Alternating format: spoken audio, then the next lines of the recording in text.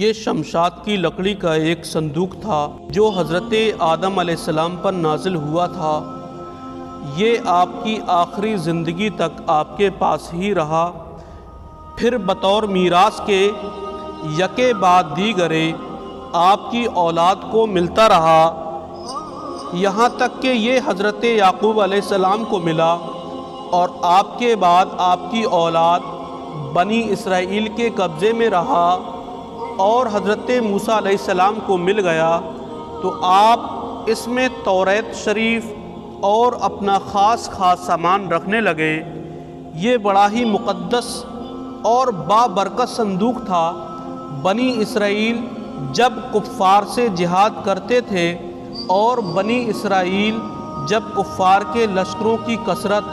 اور ان کی شوکت دیکھ کر سہم جاتے اور ان کے سینوں میں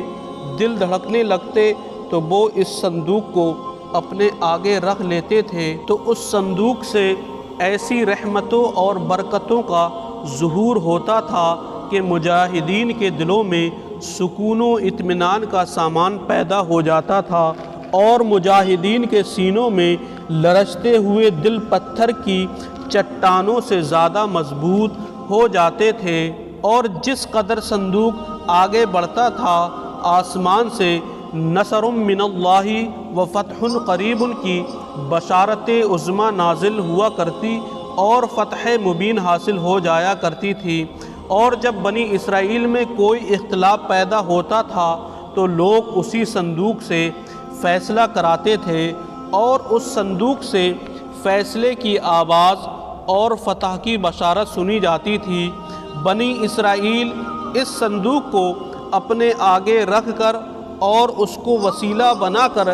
دعائیں مانگتے تھے تو ان کی دعائیں مقبول ہوتی تھیں، اور بلاؤں کی مصیبتیں اور دباؤں کی آفتیں ٹل جایا کرتی تھیں۔ الغرض یہ صندوق بنی اسرائیل کے لیے تابوت سکینہ اور برکت و رحمت کا خزینہ تھا، مگر جب بنی اسرائیل طرح طرح کے گناہوں میں ملوث ہو گئے تو ان کی بدعمالیوں کی نحوست سے ان پر خدا کا یہ غضب نازل ہو گیا کہ قوم عمالقہ کے کفار نے ایک لشکر جرار کے ساتھ ان لوگوں پر حملہ کر دیا، اور ان کافروں نے بنی اسرائیل کا قتل عام کر کے ان کی بستیوں کو اجاڑ دیا اور سارے شہر کو تہس نہس کر ڈالا، اور اس متبرک صندوق کو بھی اٹھا کر لے گئے۔ لیکن اس بے ادبی کا قوم عمالقہ پر یہ وبال پڑا کہ یہ لوگ طرح طرح کی بیماریوں اور بلاؤں کے ہجوم میں جھنجھوڑ دیے گئے۔ چنانچہ قوم عمالقہ کے 5 شہر بالکل برباد و ویران ہو گئے، یہاں تک کہ ان کافروں کو یقین ہو گیا یہ صندوق رحمت کی بے ادبی کا عذاب ہم پر پڑ گیا ہے، تو ان کافروں کی آنکھیں کھل گئیں۔ چنانچہ ان لوگوں نے اس مقدس صندوق کو ایک بیل گاڑی پر لاد کر بیلوں کو بنی اسرائیل کی بستیوں کی طرف ہانک دیا۔ پھر اللہ تعالیٰ نے 4 فرشتوں کو مقرر فرما دیا جو اس مبارک صندوق کو بنی اسرائیل کے نبی حضرت شموئیل علیہ السلام کی خدمت میں لائے۔ اس طرح پھر بنی اسرائیل کی کھوئی ہوئی نعمت دوبارہ ان کو مل گئی، اور یہ صندوق ٹھیک اس وقت حضرت شموئیل علیہ السلام کے پاس پہنچا جبکہ حضرت شموئیل علیہ السلام نے طالوت کو بادشاہ بنا دیا تھا، اور بنی اسرائیل طالوت کی بادشاہی تسلیم کرنے پر تیار نہیں تھے،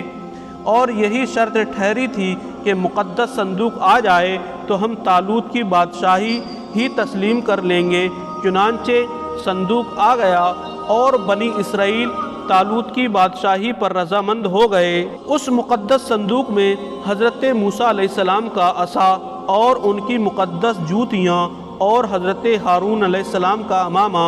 اور حضرت سلیمان علیہ السلام کی انگوٹھی، توریت کی تختیوں کے کچھ ٹکڑے، کچھ منہ و سلوہ، اس کے علاوہ حضرت انبیاء کرام کی صورتوں کے حلیے وغیرہ سب سامان تھے۔ قرآن مجید میں خدا بند قدوس نے سورہ بقرہ میں اس مقدس صندوق کا تذکرہ فرماتے ہوئے ارشاد فرمایا، ترجمہ،